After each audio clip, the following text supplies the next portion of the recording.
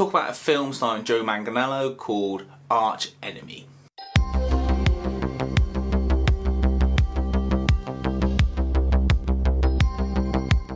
Archenemy is a film starring Joe Manganiello. He plays a superhero from another dimension who falls through a rift in space and time into the real world.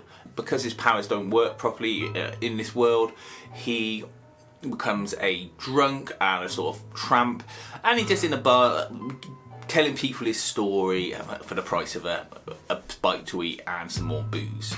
And everyone in the neighbourhood knows him as a crazy guy who thinks he's from another dimension. Max, I think it's Max Fist was his name in the other dimension. It has these rotoscoped elements in it, so when you see him in his world, you have Joe Manganiello being, I think it's rotoscoped, so he looks like cel-shaded animation, but it's got sort of fluid movement of people that they trace over, and you see the flashbacks and the backstory, and this is all set against him meeting up with a kid who's into making these sort of viral videos on his mobile phone, so he can like, sort of break out of the neighbourhood, and the kid believes in him and tries to help him on his way. His sister is also involved in local gangs to try and get money so she can send her brother to university. They cross paths, so Joe's character crosses with the sister's character when the gangsters come to get her because a person she's sent to get money off dies and the money goes missing. Or that person being Paul Scheer in a very funny cameo.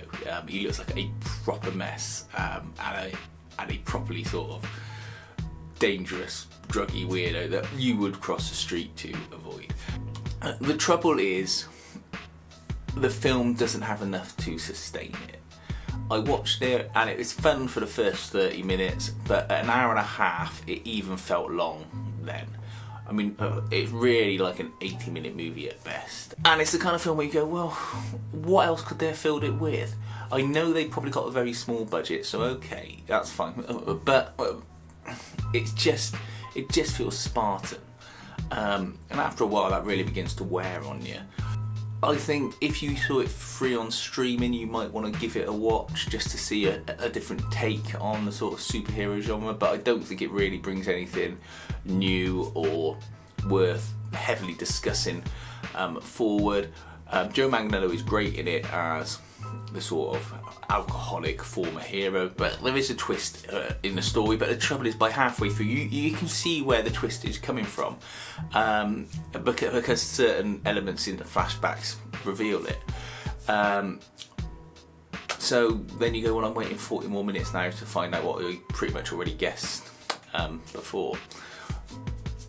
I don't know. Let me know what you think of it. I would say only watch it if you've got like a really, really empty afternoon and it's free to see. Please feel free to like and subscribe, and thanks for watching.